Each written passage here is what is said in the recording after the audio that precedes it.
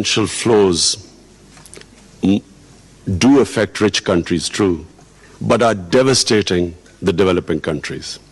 I do not think people fully realize the impact it is having in causing poverty, in causing death, in causing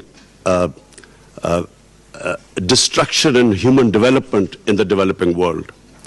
I'll just give you an example of my country. When I took power, in 10 years, we had corrupt leadership that had taken a total debt that had been accumulated over 60 years was taken up by 4 times in 10 years. And most of the money that was made out of corruption was sent outside, money laundered. And that money that could have been spent on our human beings, on their health and education, if that money was spent in our own country, it would have given employment to people. We've got a young population. That money ended up in foreign bank accounts in Western countries, in properties in Western capitals, in offshore accounts. And we have been trying our best to retrieve that money. Even when we've located properties made out of illegal money in Western capitals, we are finding so many legal lacunas and difficulty in trying to get that money back. And I'm afraid there is a lack of political will in the rich countries because they gain from it. And the poor countries do not have the resources. We do not have the lawyers. We do not have the infrastructure abroad to actually retrieve that money.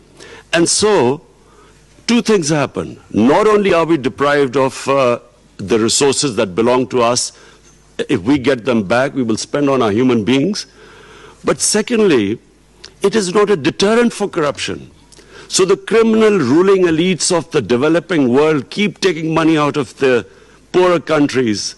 And because there is not enough of a deterrent, they know that they can get away with it. They all end up in these offshore accounts and these, they get these companies, and through companies they buy these expensive properties. So just to conclude, there has to be a political will in the richer countries. No matter what aid that goes from the richer countries to the poor countries is minuscule compared to the money that is being plundered from our countries and ends up in these offshore accounts. I do not understand why in this day and age you have these offshore safe tax havens. Why? We know, why are we protecting even rich countries? Why do they protect these people who avoid taxes?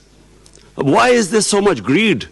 And then, especially our countries, we are being plundered by these elites.